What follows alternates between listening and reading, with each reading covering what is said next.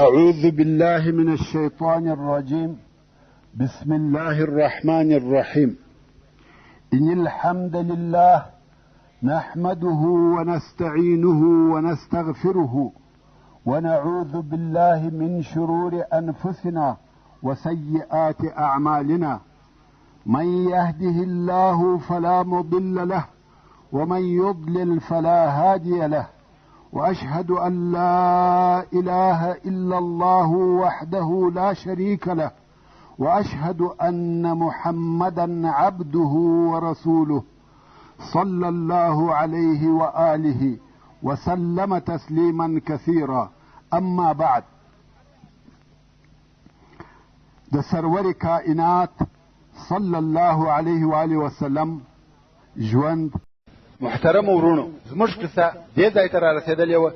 په عربو کې دغه لسوالي او بې ستري د هجرت تر نهم کال پورې دوام درلودی، څو چې د مکې مکرمې تر فتح وروسته رسول الله صلی الله علیه و آله وسلم تر حجة الوداع یو کال د مخه د حج په موسم کې حضرت ابوبکر صدیق رضی الله تعالی عنه مکې مکرمې ته ولېږي او ورته ویې فرمایل: خلق خبر که چې تر نن ورځې وروسته به هیڅوک لڅ طواف نه کوي. نو څرنګه چې د ټول بدن لڅېده په مکه مکرمه کې یو عادي او طبیعي کار و او هیڅ عیب نه بلل کېدی، نو کم وخت چې به خلقو کارونه کول، خاصتا یو څه درانه او مشکل کارونه لکه ځینې د خټو او بنا کارونه یا د ډبرو نقلول، نو به ځانونه لڅول. بلکل به یې کالي وکشه او کار به کاوه. یو خو به د ګرمۍ تاثیر یو څه لږ سو، او بل بې کالي نه څیرېده. او د دوی لباس یا کالی چی شوه؟ فقط یو د اوږو پټو چې د کمیس کار یې ځینې اخیستی او بل لونګ. نو یوه ورځ رسول الله صلی الله علیه و آله وسلم د خپلو ملګرو سره کار کاوه او د یوه ځای څخه یې و بل ځای ته ډبرې نقلولې. ویل کېږي چې دغه کار د کعبې شریفې د بنا او جوړولو کار و، او د کار ملګرو یې ټولو ځانونه لڅ کړي وه، ځکه دوی کالي لږ درلوده. نو کم وخت چې به یې ډبرې نقلولې، لونګ به یې خلاص کړي او هغه به یې پر اوږه کښېښاوه او ډبره به یې پر هغه لونګ کښېښول، نو اوږه به یې د زخمي کېدو څخه وساتل سوه. رسول الله صلی الله علیه و آله وسلم هم د دغه خپلو ملګرو سره ډبرې نقلولې، خو هغه ډبره به پر لڅه اوږه ایښول، ځکه ځان یې نور لڅ کړی. په دغه وخت کې د رسول الله صلی الله علیه و آله وسلم د اکاګانو څخه یوه اکا ورته وویل: ای وراره، که دغه لونګ خلاص کې او پر اوږه یې کښېږدې، د دغه ډبرو د آزاره څخه به دې وساتي. کوم وخت چې رسول الله صلی الله علیه و آله وسلم د لونګ د خلاصېدو اراده وکړه، یو دم بېهوشي پر راغله او سترګې یې و اسمان ته شخې پاته سوې. نو کار او د لونګ خلاصېده دواړه پاته سوه. د الله جل جلاله په ساتنه پټ او مستور پاته سو. نو رسول الله صلی الله علیه و آله وسلم هیڅ وخت نه دی لڅ سوی، که څه هم په مکه مکرمه کې لڅېده عادي او طبیعي کار و، او همدارنګه د الله جل جلاله د طرفه ډېر لوی ادب ورکول سوی دی. کوم وخت چې رسول الله صلی الله علیه و آله وسلم کوچنی او د ابو طالب په کور کې و، څرنګه چې ابو طالب ډېر غریب او عیالداره و، نو کم وخت چې به خواړه راوړه سوه، خواړه به لږ او خوړونکي به ډېر وه. د ابو طالب 10 اولاده وه، نو به څه پېښېده؟ معلومه خبره ده چې پر خوړو به چور او حملې سوې. خو رسول الله صلی الله علیه و آله وسلم د دغه نورو هلکانو پر ډول پر ډوډۍ چور نه جوړاوه او حملې یې نه وهلې، په انتظار به ناست و. کم وخت چې به د ابو طالب عیال او اولاده د ډوډۍ خوړلو څخه فارغه سوه، نو به محمد صلی الله علیه و آله وسلم وکتل، که به کم شی پاته و هغه به یې وخوړی، او که به نه و پاته دغسې وږی به ګرځېدی. او داسې ډېر پېښېده چې څو ورځې به وږی ګرځېدی، ځکه د هغو څخه اصلا شی نه پاته کېدی. نو رسول الله صلی الله علیه و آله وسلم د دغه خپلو ښو اخلاقو په سبب که څه هم وږی به و، خو د نورو هلکانو پر ډول به پر ډوډۍ چور او حملې نه جوړول. څو یوه ورځ ابو طالب په خپله و دې حالت ته متوجه سو چې دغه نور هلکان خواړه ځینې خلاصوي او محمد صلی الله علیه و آله وسلم ته شی نه پاته کیږي، نو یې خپله کورنۍ امر کړه چې محمد صلی الله علیه و آله وسلم ته خواړه جلا ورکوئ، ځکه دی علیه الصلاة وسلام د نورو هلکانو پر قسم پر ډوډۍ تلوار نه کوي او وږی پاته کیږي، چې دا کار د رسول الله صلی الله علیه و آله وسلم د ادب څخه و او د رسول الله صلی الله علیه و آله وسلم د اخلاقو څخه یو هم صدق او رښتیا ویل وه. په ټول عمر یې هیڅ د درواغو او مخالفه خبر نه ده کړې، که څه هم د کوچنیوالي او وړکتوب په حالت کې و. دا هم هغه ادب دی چې د الله جل جلاله د طرفه ورکول سوی و. کم وخت چې د رسول الله صلی الله علیه و آله وسلم عمر 15 یا په بل روایت 10 کلو ته ورسېدی، د فجار جنگ پېښ سو او رسول الله صلی الله علیه و آله وسلم په هغه جنگ کې ګډون او اشتراک وکړي. د جنگ فجار یا حرب الفجار بیان خو مې مخکې درته کړی دی چې حرب الفجار و هغه جنگ ته ویل کیږي کوم چې په حرامو میاشتو کې پیښ سي، او حرامې میاشتې 4 دي، رجب چې دا یوازې میاشت ده، او نورې 3 میاشتې چې سره پسې دي ذوالقعده، ذوالحجه او محرم دي. په دغه 4 میاشتو کې د ابراهیم علیه السلام په دین کې جنگ شروع کول او تجاوز کول حرام او ناروا وه، خو د خپل ځان څخه دفاع جائزه او روا وه. نو څرنګه چې د حوازن قبیلې په دغه میاشتو کې پر قریشو حمله وکړه، نو قریشو ته دا جائزه وه چې د ځان دفاع وکړي. نو په دغه جنگ کې چې حرب الفجار ورته ویل کیږي، رسول الله صلی الله علیه و آله وسلم د خپلې کورنۍ او اکاګانو په ملګرتیا د مکې مکرمې څخه دفاع کول. او رسول الله صلی الله علیه و آله وسلم فرمایي كنت انبلو لاعمامي في يوم الفجار، یعنی ما خپلو اکاګانو ته د فجار په ورځ غشي ورکول، او څوک وایي د فجار په ورځ د خپلو اکاګانو څخه غشي ګرځول او هغو جنګ کاوه. څرنګه چې دا جنگ د ډېرې مودې دپاره و، نو په دغه جنگ کې رسول الله صلی الله علیه و آله وسلم د جنگ کولو طریقه هم زده کړه، ځکه جنگ یې ولیدی او اشتراک یا ګډون یې هم پکښې کې وکړي. همدارنګه رسول الله صلی الله علیه و آله وسلم په حلف الفضول کې ګډون او اشتراک کړی دی. حلف الفضول یعنی د مظلوم د حقوقو د اخیستلو دپاره قسم. د حلف الفضول جوړېده هم یوه قصه لري، هغه دا چې د اهل یمن څخه یو نفر د تجارت دپاره یو څه مال و مکې مکرمې ته راوړی و، او دغه مال یې پر عاص ابن وائل په پور خرڅ کړي. عاص ابن وائل د مشهوره صحابي عمرو بن العاص رضی الله تعالی عنه پلار دی، او عاص ابن وائل د مکې مکرمې او د قریشو د سردارانو څخه دی. نو عاص چې د دغه یمني څخه مال د پور پر قسم واخیستی او پیسې نه کړې ور، اوس چې د یمني د تګ وخت راغلی، نو عاص ته ورغلی چې زما پیسې راکه، غواړم چې خپل وطن ته ولاړ سم. مګر عاص ابن وائل د نن سبا وعده ورکوي او معطله کوي. څو د یمني صبر و پای ته ورسېدی، نو د آخر وار دپاره و عاص ته ورغلی، ویل پیسې مې راکوې که یا؟ عاص ویل یا، ورځه هر څه چې دې په وسه پوره وي هغه وکړه. موږ مخکې ویلي وه چې هلته د ځنګله قانون و، هر زورور به کمزوری خوړی. اوس هم عاص ظلم کوي. یمنی مسافر او بیچاره دی، نه قوم سته نه قبیله، څوک نه لري چې د کومک وکړي. اوس نو په حیرت کې دی چې څه وکړي.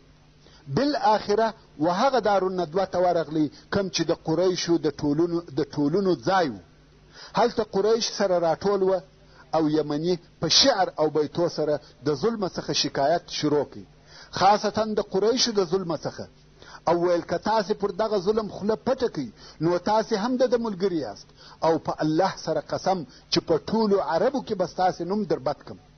دلته نو د قریشو نور مشران د دې کار څخه ناراضه او ناخوښه سوه، ځکه دوی د مکې مکرمې او قریشو مشران دي او د عربو سرداران دي، او که د دوی د ظلم څخه خلق شکایت وکړي، دا د دوی دپاره شرم او پیغور دی او د دوی نوم بدیږي. نو د قریشو څخه څو نفره سره یو ځای سوه او پر دې یې عهد او قسم وکړي چې د هر مظلوم کومک به کوو او د ظالم څخه به حق ور اخلو، که څه هم دا ظالم هر څوک وي. او دا کار په اوله کې 3 نفرو شروع کړي چې د هر یو نوم فضل و، نو ځکه دغه قسم ته حلف الفضول ویل کیږي. او څوک بیا وایي چې دغه قسم ته په دې سبب سره حلف الفضول ویل کیږي چې فضول په عربي کې حقوقو ته وایي. نو حلف الفضول یعنی د حقوقو د اخیستلو دپاره قسم، د مظلوم او د هغه د حقوقو د دفاع دپاره قسم. نو دغه درو نفرو په الله سره قسم یاد کوي. هر مظلوم چې په مکه مکرمه کې وي، که د اهل مکې څخه وي یا د بل ځای وي، د هغه دفاع به کوو او د ظالم څخه به یې حق ور اخلو، که څه هم دا دفاع زموږ په وینو او مرګ سره وي. خو د مظلوم حق به د تورې په زور ورته راګرځو. او بیا یې اهل مکه سره یو ځای کړه، ویل څوک زموږ سره په دې قسم کې ملګري کیږي. د مکې مکرمې ډېر خلق د دوی سره په دغه قسم کې ملګري او یو ځای سوه، چې د هغو څخه یو هم محمد مصطفی صلی الله علیه و آله وسلم و. البته دا قصه د رسول الله صلی الله علیه و آله وسلم تر بعثت د مخه وه. بیا نو دغه نفر ټول سره یو ځای سوه، تورې او اسلحه یې راواخیسته، د عاص ابن وائل و کور ته ورغله او عاص ته وویل چې موږ د مظلوم سره پر کومک قسم کړی دی، نو د دغه سړي حق ورکه، که نه ورکوې وژنو دي. ورونو دا هم مړانه، همت او غیرت و. غواړي چې د مکې مکرمې د سردارانو څخه او د دوی د قومه څخه یو نفر د ظلم د لرې کولو دپاره ووژني. عاص چې دا د دوی عزم او اجتماع ولیده، د دوی اتحاد او اتفاق یې ولیدی، نو یې د دوی خبره قبوله کړه او د هغه یمني حق یې ورکړي. ورونو دلته مې یوه بله قصه را په یاد شوه. هغه دا چې یو چا یو څه پیسې د ابوجهل سره کښېښولې، خو کم وخت چې راغی چې خپلې پیسې د ابوجهل څخه غواړي، ابوجهل منکره سو، پیسې نه ورکړي. سړی هر څه وکړه، دې خوا ها خوا ته ولاړی، ابوجهل یې پیسې نه ورکړي.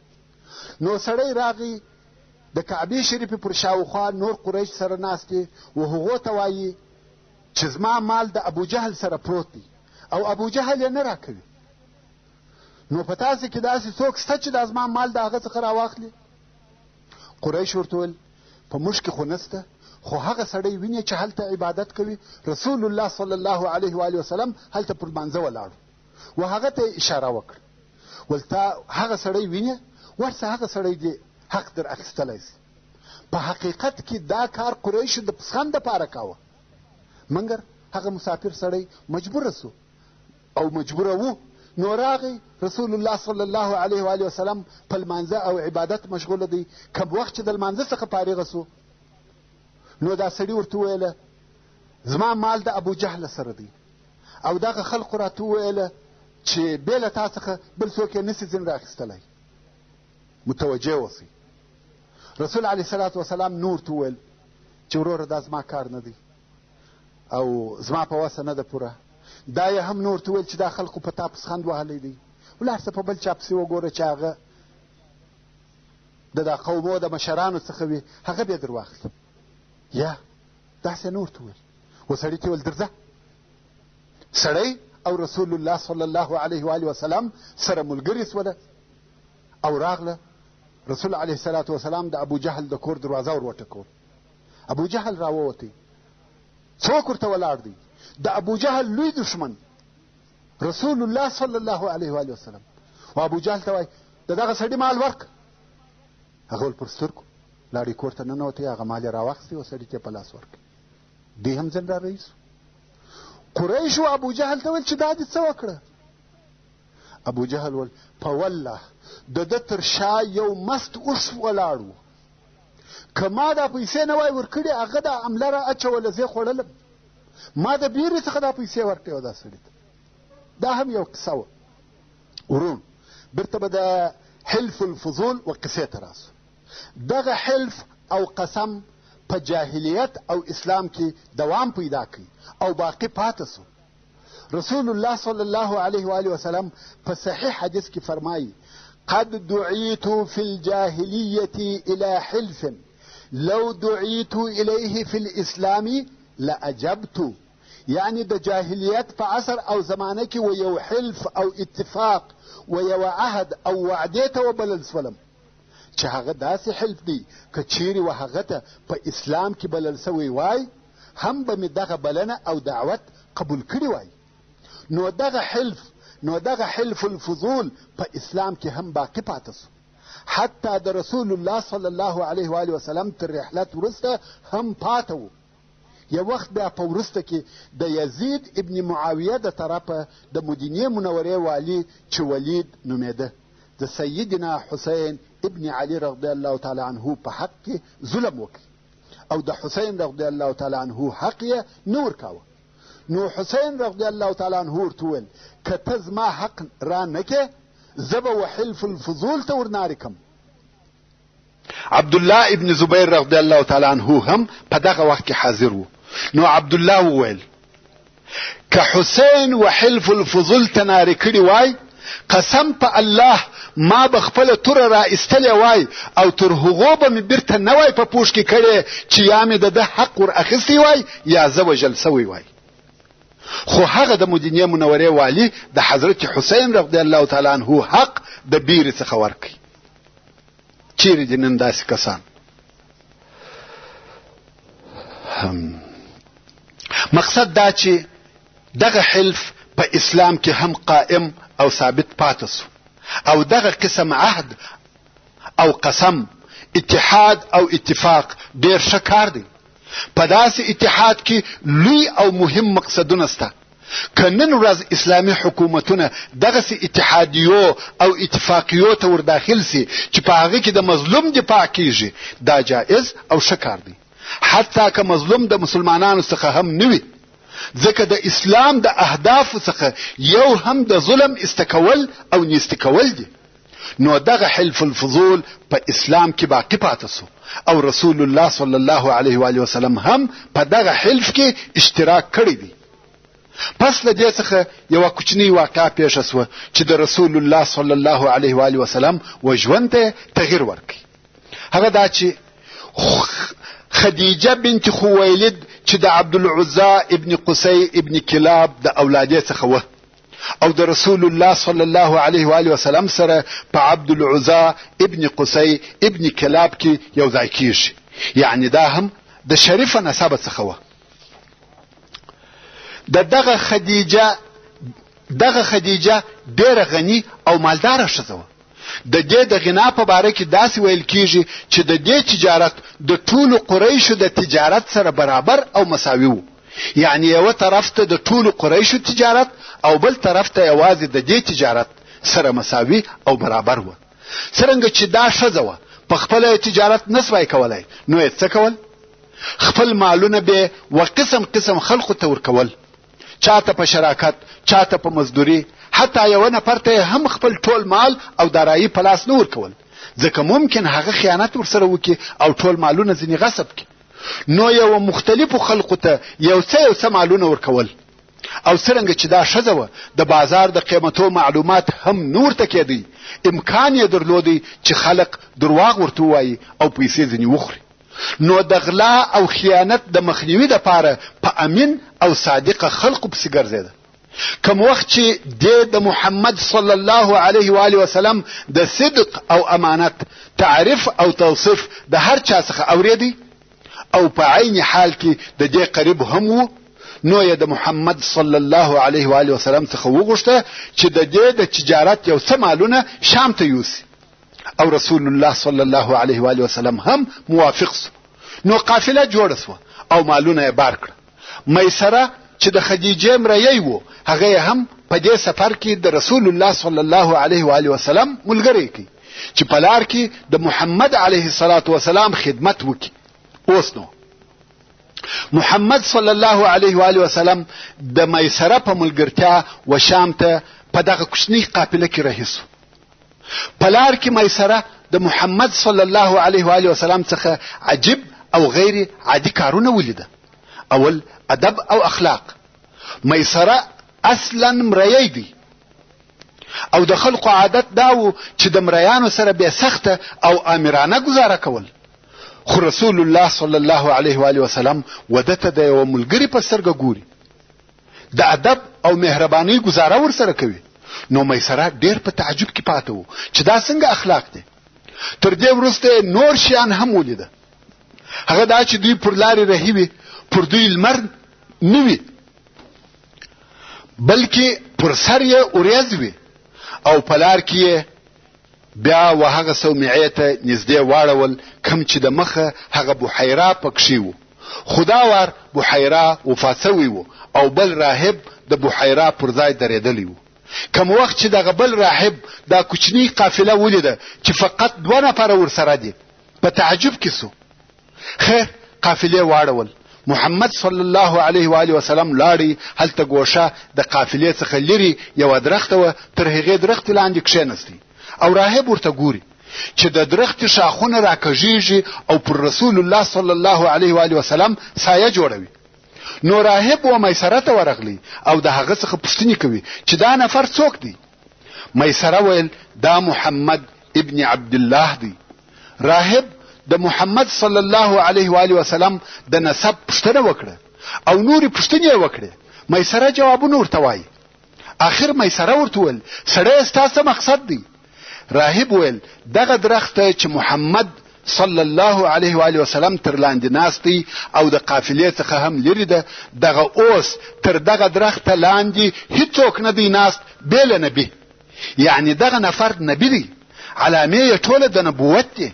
میسره نور هم په تعجب کې سو چې نبي او نبوت څه معنا. خیر دوی شام ته ورسېده او میسره هم هلته نور هم د علیه الصلاة والسلام د اخلاقو په باره کې عجب شیان ولیده.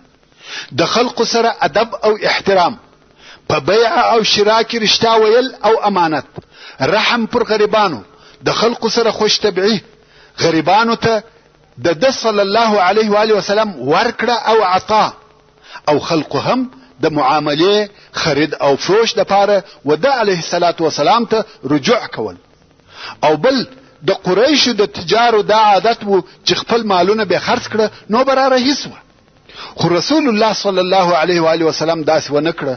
هغه خپل ورسره مالونه چې یې خرڅ کړه په پیسو یې د هغه ځای څخه نور مالونه رانیول او مکې مکرمې ته راوړه. یعنی د مکې مکرمې مالونه په شام کې په ګټه خرڅ کړه او د شام مالونه چې یې راوړه په مکه مکرمه کې په ګټه خرڅ کړه، چې په دې حساب یې 2 واره ګټه وکړه.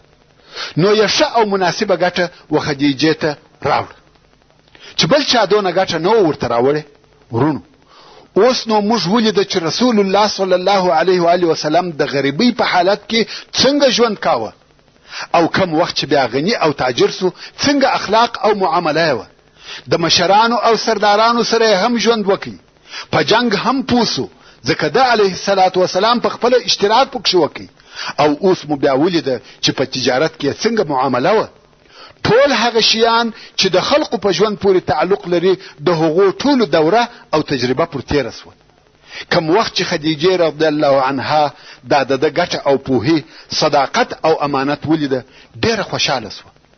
بیا نو خدیجې رضی الله عنها د میسره څخه د محمد صلی الله علیه و آله وسلم د اخلاقو او معاملې پوښتنه وکړه، او میسره هم د اوریځې څخه رانیولې. بیا د راهب خبرې او د علیه الصلاة والسلام اخلاق، رحم، شفقت، عقل او په کاروبار پوهېدل ټول یو ورته بیان کړه. خدیجه رضی الله عنها هم د علیه الصلاة والسلام د اخلاق او صداقت، د کار او امانت څخه ډېره راضي وه. او په دغه وخت کې د محمد صلی الله علیه و آله وسلم عمر 25 کاله و او د خدیجې رضی الله عنها عمر 40 کاله و او کونډه هم و. خدیجې رضی الله عنها تر دغه وخته 2 واره واده کړی و او 2 واره خاوند وفات شوی و. نو څرنګه چې د رسول الله صلی الله علیه و آله وسلم اخلاق او ادب، امانت او صداقت ډیر خوښ سوه، نو یې اراده وکړه چې د علیه الصلاة والسلام سره واده وکړي. وصلى الله تعالى على خير خلقه محمد وآله وأصحابه وأهل بيته أجمعين. والسلام عليكم ورحمة الله وبركاته.